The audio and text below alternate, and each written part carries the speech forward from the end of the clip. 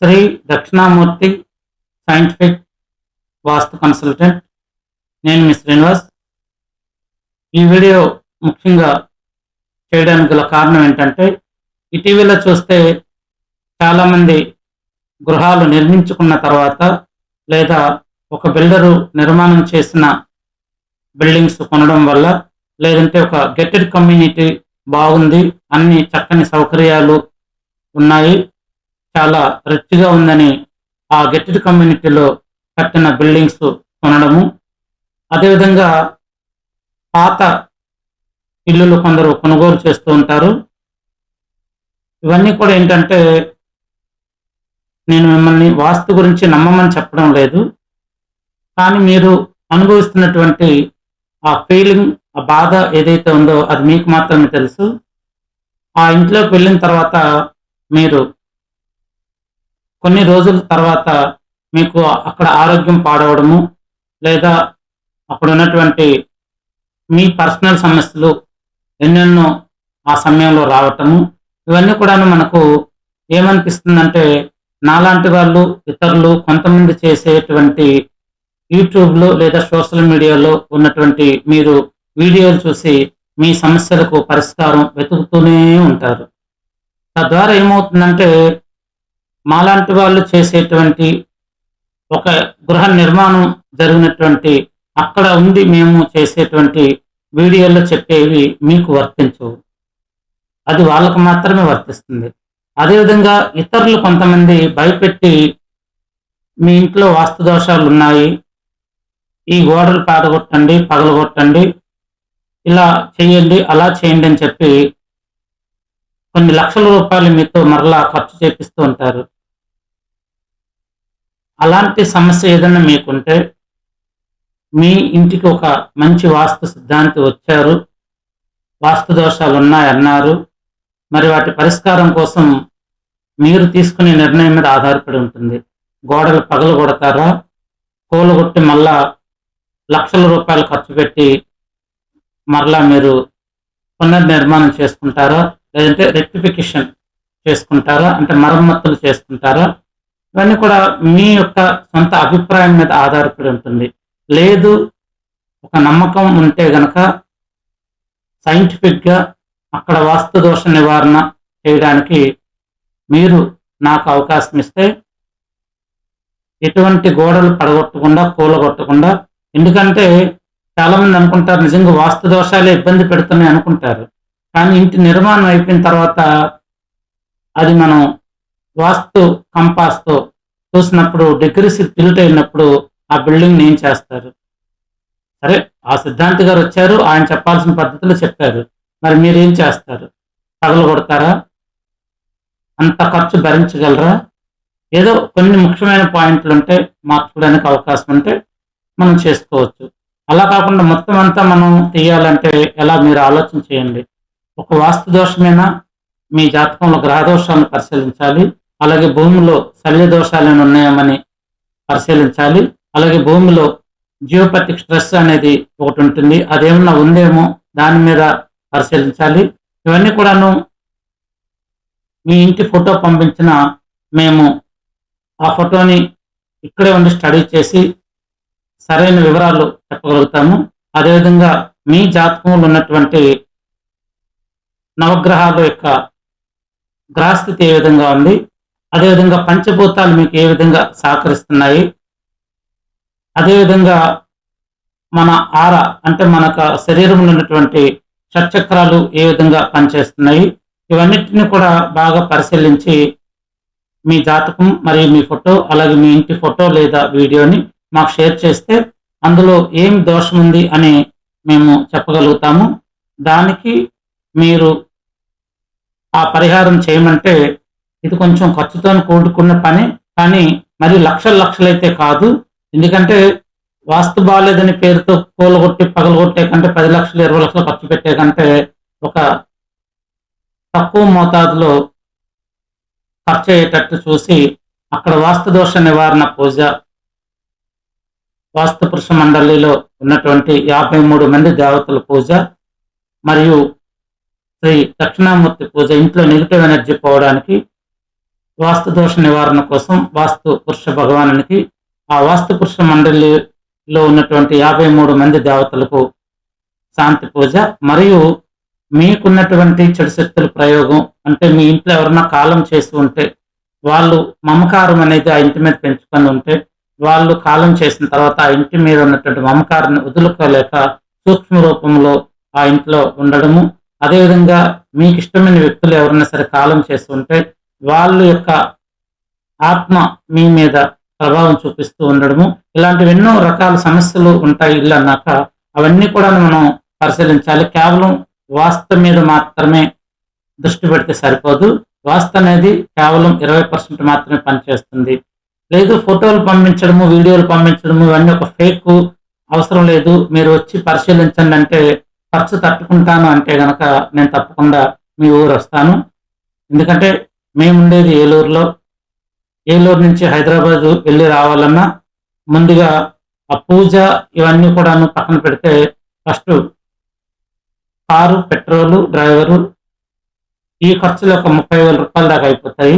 ఈ ఏలూరు నుంచి ఒక 500 కిలోమీటర్ల సరౌండింగ్ లో ఎక్కడున్నా సరే, శ్రీకాకుళం పట్టణం కావచ్చు, లేదా ఇటు తిరుపతి కావచ్చు, ఇటు హైదరాబాద్ కావచ్చు, ఎక్కడైనా సరే మీరు ఆ యొక్క ఖర్చు భరిస్తానంటే నేరుగా మీ ఇంటికే వచ్చి అక్కడ వాస్తు దోషాలు ఏమున్నాయి వాటిని పగలగొట్టకుండా సాధ్యమైనంత వరకు వాస్తు దోష నివారణ పూజ, మరియు శ్రీ వారాహిదేవి అమ్మవారి పూజ, మరియు దక్షిణామూర్తి పూజ ఇటువంటి చేయటం వల్ల ఆ ఇంట్లో ఉన్నటువంటి నెగిటివ్ ఎనర్జీ తొలగుతుంది. తర్వాత మీ చేతుల్లో కూడా కొంత ఉంటుంది. ఒక ఇల్లు కట్టామంటే సరికాదు, మీరు ఇంట్లో ఉన్నటువంటి ఎవరైతే వాళ్ళు ఉద్యోగాలకు వెళ్తారో, లేదా సాయంత్రం తొందరగా వస్తారో, లేదంటే సాయంత్రం ఇంట్లో ఉన్నటువంటి ఆ స్త్రీమూర్తులు ఎవరైతే ఉంటారో వాళ్ళు ఇంట్లో సాయంత్రం సీరియల్ మీద మనసు పెట్టే కంటే ముందుగా మీ ఇంట్లో ఒక పాజిటివ్ ఎనర్జీ ఏ విధంగా వస్తుందని గ్రహించాలి. ప్రతిరోజు మీ ఇంట్లో సాయంత్రం వేళ కూడా చక్కగా దీపారాధన చేసుకోండి. చీకటైన తర్వాత ఆ దీపారాధన చేయటం వల్ల నెగిటివ్ ఎనర్జీ అనేది తగ్గుతుంది. అదేవిధంగా ముఖ్యంగా చాలా మంది చేసే తప్పు ఏంటంటే మెయిన్ డోర్ ఎదురుగానే టీవీ ఉండడం ఒక వాస్తు దోషంగా పరిగణించబడుతుంది.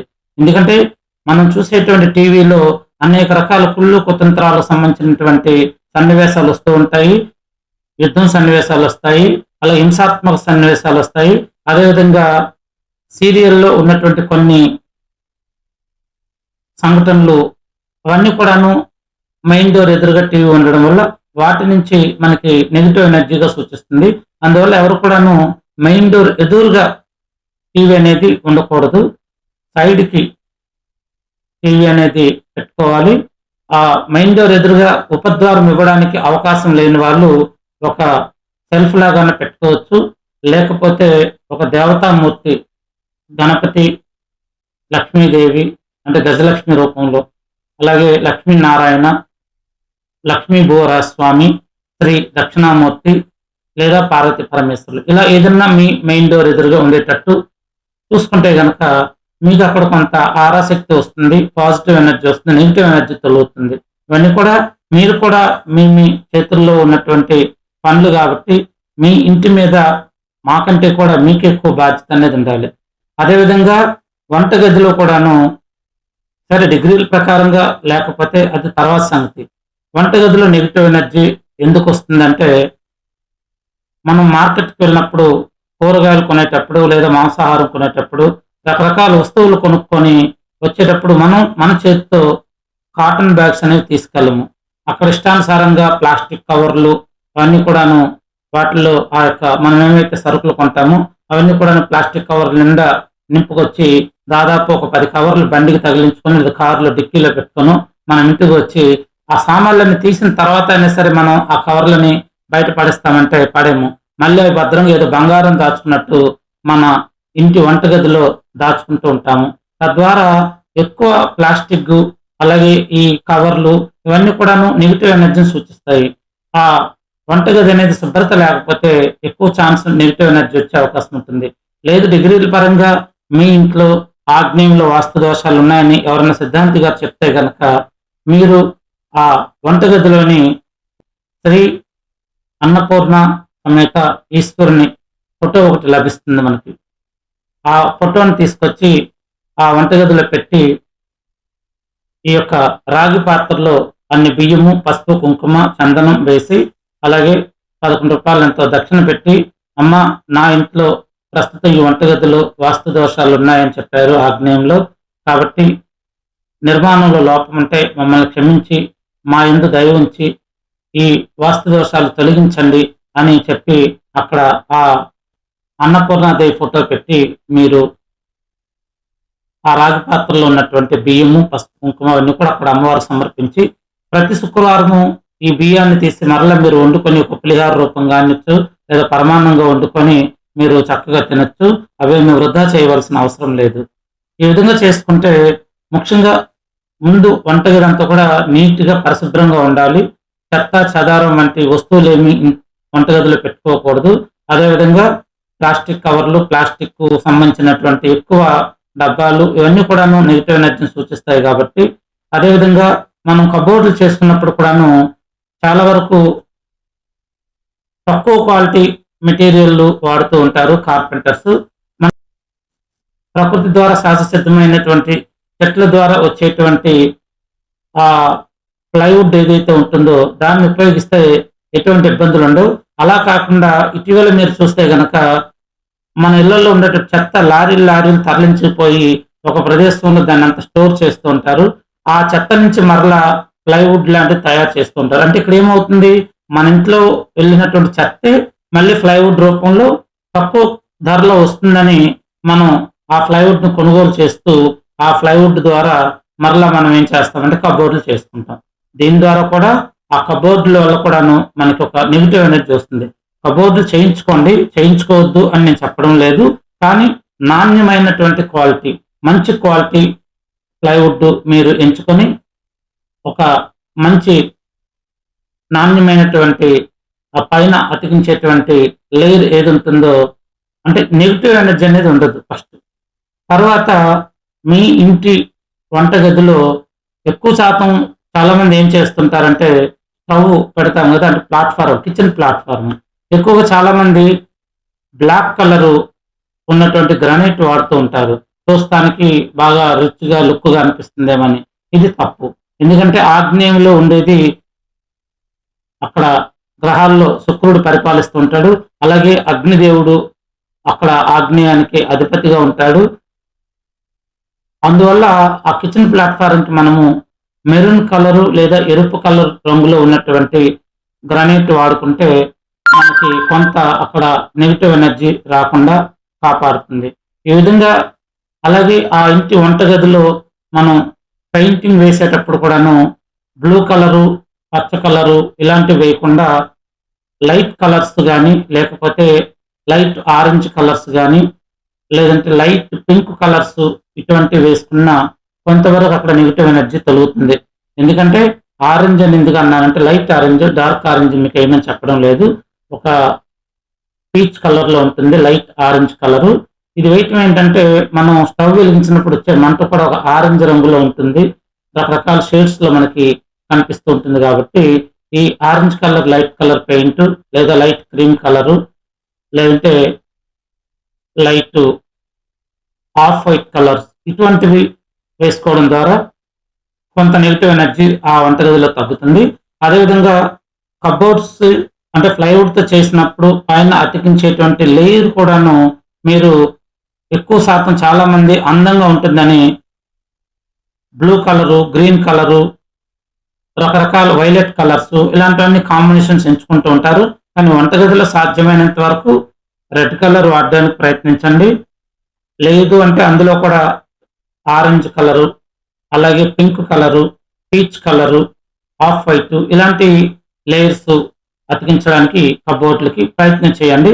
తద్వారా ఆ వంటగదిలో ఉన్నటువంటి నెగెటివ్ ఎనర్జీ కూడా తగ్గుతుంది.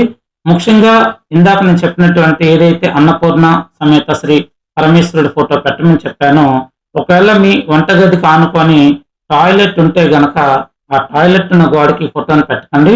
మరొక ప్రదేశంలో టాయిలెట్ లేని ప్రదేశం చూస్తున్న ఆ వంటగదిలో ఈ యొక్క దేవతామూర్తి ఫోటో పెట్టుకొని ఈ నేను చెప్పినటువంటి రాగి పాత్రలో బియ్యం, పసుపు, కుంకుమ, చందనం వేసి రూ. 11 దక్షిణ పెట్టి ఒక ఒక్క పెట్టి దండం పెట్టుకొని క్షమించమని వేడుకుంటే మీకు అక్కడ వాస్తు దోషాలు తొలుగుతాయి. ఇంకా ఎక్కువ వాస్తు దోషాలు ఉన్నాయంటే దానికి వేరే విధంగా భూమి లోపల కొన్ని సైంటిఫిక్గా తయారు చేసినటువంటి మహామత్స్య యంత్రం ఉంటుంది. కొన్ని ఇళ్లకు మహామత్స్య యంత్రం సరిపోవచ్చు, సరిపోకపోవచ్చు. అదేవిధంగా మరికొన్ని ప్రత్యేకమైనటువంటి యంత్రాలు ఉంటాయి. మీకు నమ్మకం ఉంటే గనక ఆ యంత్రాల ద్వారా అక్కడ వాస్తు దోష నివారణ మరియు వాస్తు దోష నివారణ పూజ మరియు శ్రీ దక్షిణామూర్తి పూజ మరియు శ్రీ వారాహిదేవి పూజ ఇవి చేయటం ద్వారా ఆ ఇంట్లో ఉన్నటువంటి వాస్తు దోషాలని తగ్గుముఖం పట్టించే ఏర్పాటు చేయవచ్చు. లేదు మా దగ్గర డబ్బులు ఉన్నాయండి, వచ్చిన సిద్ధాంతులు ఇప్పుడు ఒకే సిద్ధాంతం ఒక రాజు చెప్పడు, 10 మంది సిద్ధాంతులతో 10 విధాలుగా చెప్తారు. అందులో అనుభవం ఉన్న సిద్ధాంతులు అంటే వాళ్ళు ఒక వాస్తు కంపాస్ ద్వారా చూసి ఆ కంపాస్ ప్రకారం ఎన్ని డిగ్రీలు తిరిగింది ఏంటి అనేది ఒక పద్ధతి ఉంటుంది. కంపాస్ ద్వారా చూడకుండా ఎవరిని పెడితే వాళ్ళని పిలిచి చూసి రోడ్డును చూసి మీ ఇల్లు ఇది ఆగ్నేయము, ఇది ఈశాన్యము, ఇదే ఇక్కడ నైరుతి, ఇదే వాయువ్యము ఇలా చెప్పుకుంటూ పోతే ఉంటే అవి సరైన వాస్తు సిద్ధాంతి కాదని మీరు భావించాలి. కాబట్టి మీ ఇంట్లో వాస్తు దోషాలు ఉన్నాయంటే భయపడాల్సిన అవసరం లేదు. మీ జాతకంలో కూడా ప్రస్తుత గ్రహస్థితి ఏముందో తెలుసుకోండి. ఒకవేళ చెడు గ్రహాలు ఉంటే కనుక వాటికి నివారణ చేసుకోండి. అదేవిధంగా మీకు నమ్మకం ఉంటే నన్ను కాంటాక్ట్ చేయండి. నా ఫోన్ నెంబర్ ఈ డిస్ప్లేలో ఇస్తాను. ఓం గం గణపతియే నమః.